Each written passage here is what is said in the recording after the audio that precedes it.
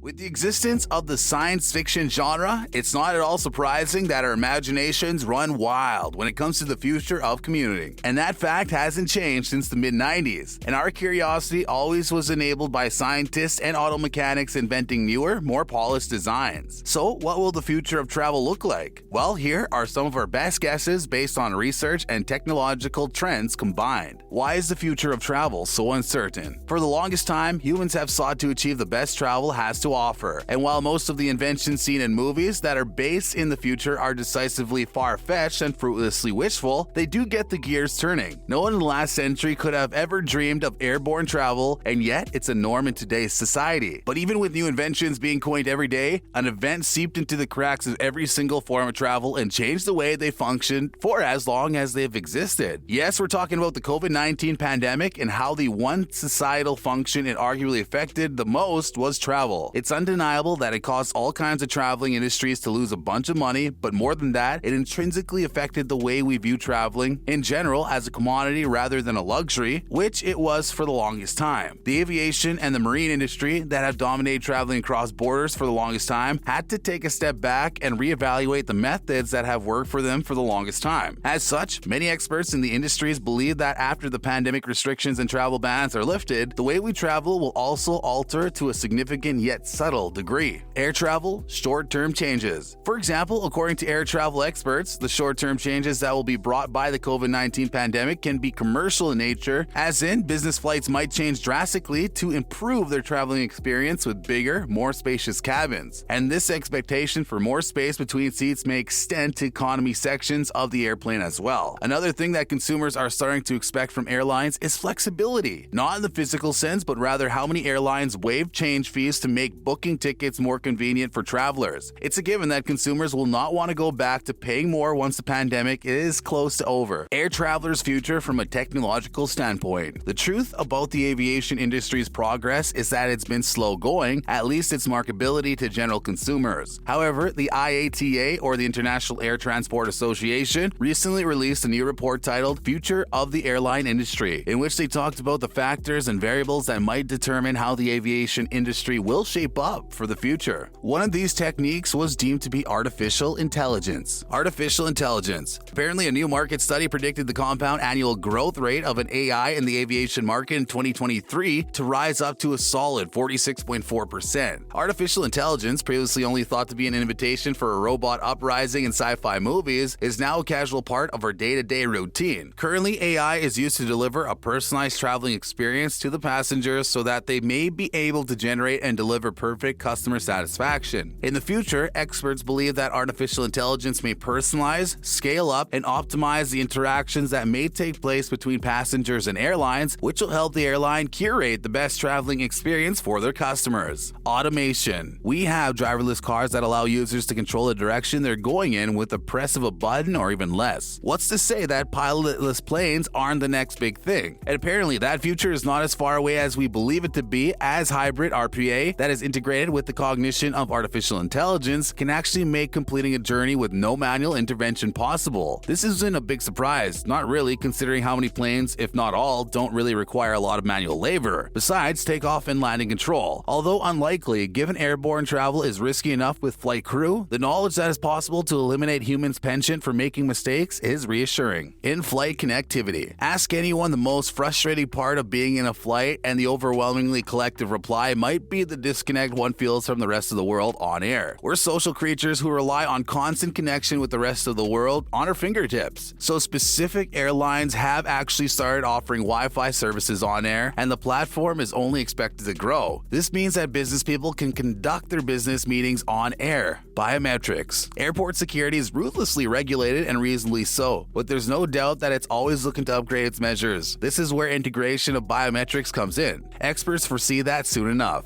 Fingerprint authentication, retinal scanning, and facial recognition will become the default way of verification. Marine travel. For the longest time, marine travel was the way any kind of travel across the seas could take place, be it cargo or people related. But as we enter into this new world, that is dying. We can see how sea travel poses a serious risk to the planet if it isn't controlled, regulated, and updated. You can imagine new forms of tugs that are remote controlled to support vessels in the harbor, said an expert in the field, talking about an experiment conducted which he tried to see if he can control a ship in the ocean miles away using a satellite and joystick. He believed that the future of marine travel is smarter ships, one that could allow ship owners to control movements of their ships more easily. He also found that this method would reduce fuel consumption and also lower harmful emissions. These ships technically could be called captain-free ships in progress, as perhaps in the future there may not be even a need for human beings to control the movements of the ship. In Norway, this dream might just be turning into reality, as currently 2 ships, the Huron and the Yara Birkeland, are being worked on and tested. A study carried out by the University of Southampton reported that autonomous ships might arrive faster than expected due to labor shortages and falling technological costs. Another thing scientists seem to be looking into when it comes to oceanic travel is building costs. Materials like glass fiber and plastic, which are relatively cheaper, can actually greatly reduce the heaviness of some ships, making them consume less fuel and would add more space to the ship. The EU project, Fiber Ship, aims to develop composite material hulls for cargo ships more than 50 meters in length. Anything being worked on to improve the existence of marine travel are solar panels. At Ecomarine Power, which is based in Japan, rigid sails are being worked on that include solar panels that could potentially be fitted on a cargo ship. Greg Atkinson, who's the director and the technological officer of the project, said that initially the project was too expensive to even be considered, but the technology is always improving and the cost keeps coming down. And although the sails will not yet be available to provide riddance from non-renewable energy sources that ships routinely use, it can definitely act as additional fuel and perhaps in the future even be able to take over entirely. Other changes to look out for: IoT, Internet of Things. As one of the most interesting new travel-related trends over the past few years, the Internet of Things is very well received by consumers. The Internet of Things basically relies on internet-based connectivity to connect to every single device you can think of, so that they may all be controlled by a single electronic device, allowing the user to send and receive data about everything from a singular device. This can also be used in airports for luggage help, as it is in hotel rooms. Virtual reality. The wonders of VR are no secret, and even though the technology has a long way to go, it's still perfectly applicable to objects like virtual tours and virtual experiences. This is especially useful for the travel industry, as it allows users a very convenient window into tours they may then be enticed by. Using the tech, consumers can view hotel rooms and landmarks as never before, and can check everything beforehand to make sure their travel is as convenient as it can be. Such tours can be the difference between leaving a travel opportunity because you can't find enough information and wanting to experience the locations in person. In time, when this is common practice, one might even find an agency reluctant to provide VR services sketchy and unreliable. And with that, we conclude the video. There's a lot to say about how the pandemic affected travel short term, but also how the world keeps moving on and newer upgrades are constantly made to existing means of travel. And by no means are these all the changes one expects to take place in the future of commuting, but they are a fascinating window into a much deeper and involved world of science. Thank you for watching.